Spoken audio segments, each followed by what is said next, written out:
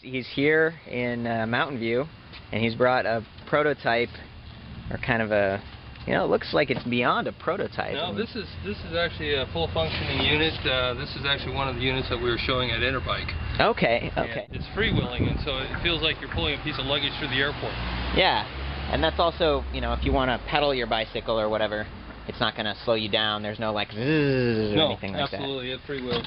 Okay, and there's the little motor and the chain, and is this an LED light in here? Yeah, so when you turn it on, oh, cool. So it does, and boy, I tell you what, when you're out on the road, that thing will, you can see that thing 3 blocks away. Oh yeah, I can imagine. That's great to see. Everything here is built into the locking case, so I was told, yeah, there's like this on-off.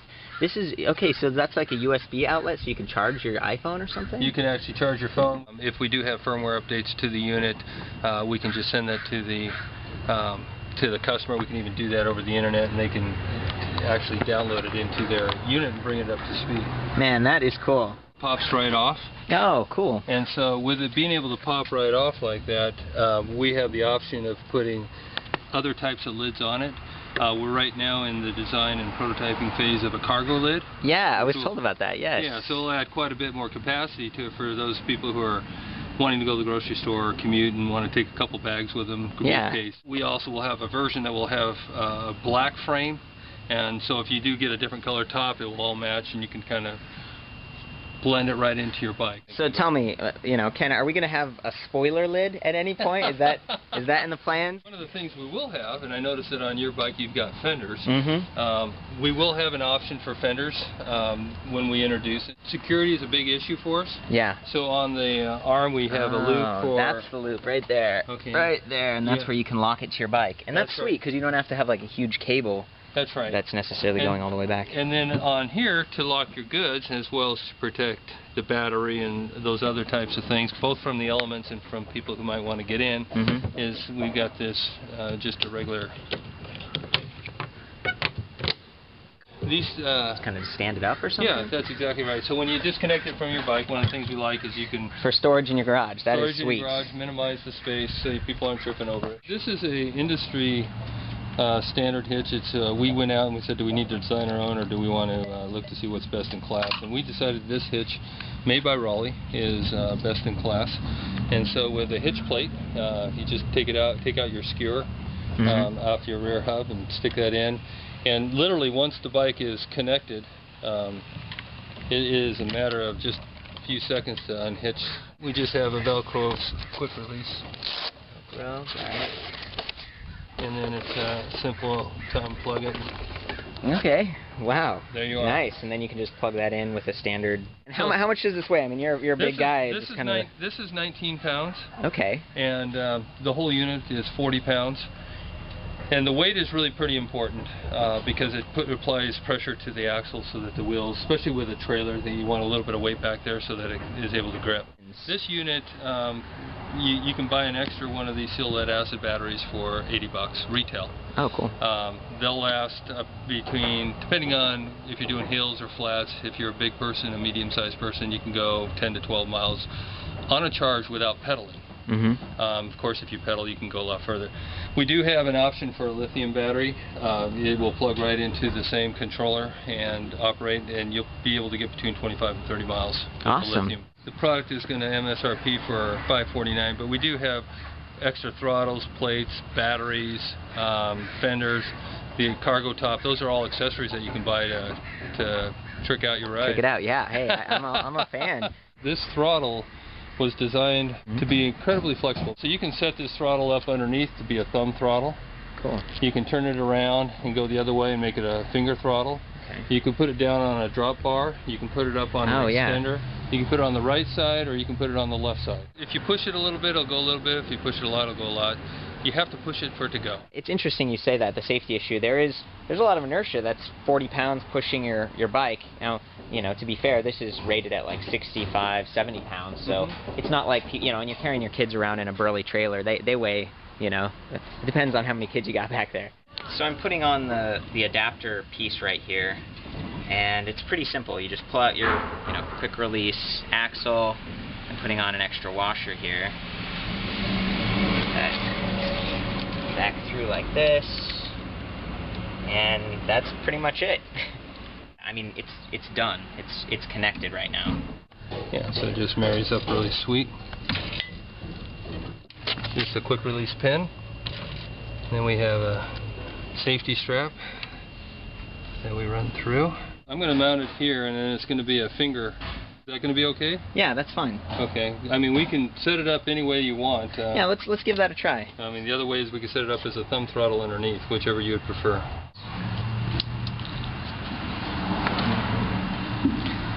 We've made this intuitive enough that most anybody can set it up at home too. Once that's connected, the throttle will be live as soon as we turn it on in the back.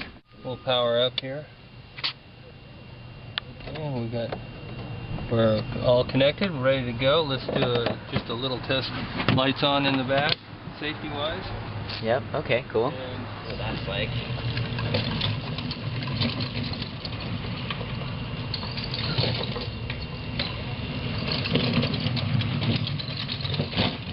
yeah, pretty stable, okay.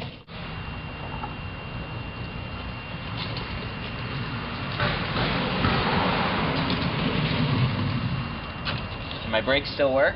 That's an important test right there. I'm going to do complete acceleration.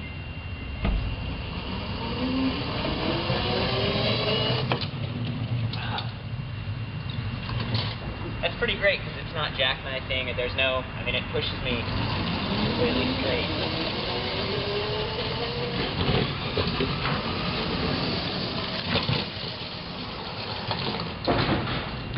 So I'm out here on a quieter stretch of road, just pedaling along, sort of human power mode, and it feels pretty good. You know, going from a complete stop, not using the electricity, it's a little bit of weight. It kind of reminds me of a standard trailer.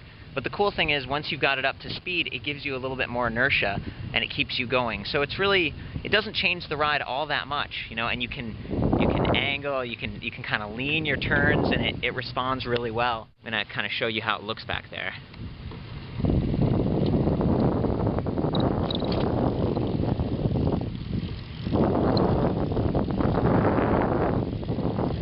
I'm going to come to a complete stop and just use the electric assist. So, okay, I'm almost completely stopped.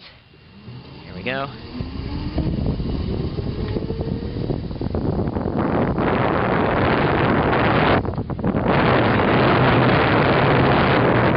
You know, this is pretty decent speed. Whoa! And you know, that's a good feeling. The electricity, you can definitely hear it surging back there, but it's not so loud.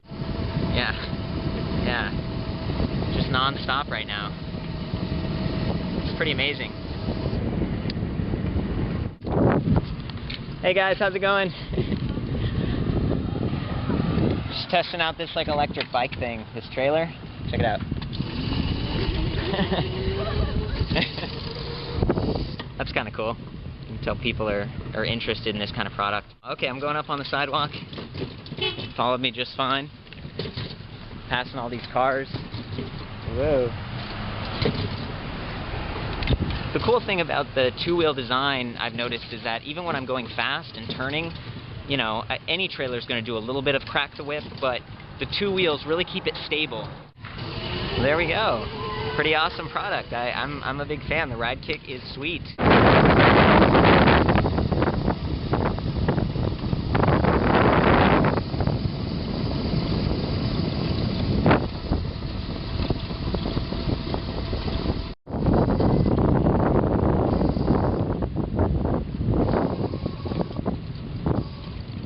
Okay, so the Ridekick definitely kicks when you're riding, and that's awesome. And I had a lot of fun taking it out for a test ride. So, you know, one of the benefits is definitely the electric drive. Like, that's tons of fun. But the other point of having any trailer, whether it's powered or not, is to be able to carry more stuff, keep the center of gravity low, and keep you're not kicking anything, kind of separating your cargo from your bike. But can it carry stuff? That's my question. So I went to Trader Joe's earlier today, and I got some bread, and I got some cereal, and some bananas. So this is a realistic bag of groceries right here, and I'm gonna try to, you know, fit this in. It's a little bit unfair because it's full of like boxy things, and I'm wondering how this is gonna work. I mean, it actually looks like, you know, Look, that's pretty amazing. Look, it closes. Wow. Wow, okay, I'm pretty impressed. I mean, that's one very full box of groceries, and, you know, there are boxes in there, stuff that's not very flexible, and it was able to fit, like, no problem. I imagine if you went to the store, hopefully using reusable bags, by the way, you could kind of organize stuff, and, again, this is really full, like, this is full to the brim. So that's awesome, and like you were saying, Ken, you've got other options, maybe down the road, that have sort of racks and stuff, so you could carry even more. That's true? That's correct. Okay. And when we introduce it, there will be a larger capacity cargo top. Okay. Okay, so you could get one that's like, instead of lower, like aerodynamic, you get one that's even like a little bit bigger? That's exactly right. Saying? Okay. Yep. Well, that's cool. And for people that really need the extra load, I mean, you can always put on that little, you know, shelf thing in your basket or your panniers or whatever, but that's not bad. That's not bad at all. Just the foundation of this, I think it's really solid. You know, it performed really well. It gripped, it cornered well. I had a great time. So awesome. Thanks. We Thumbs love up. it. All right, that's awesome.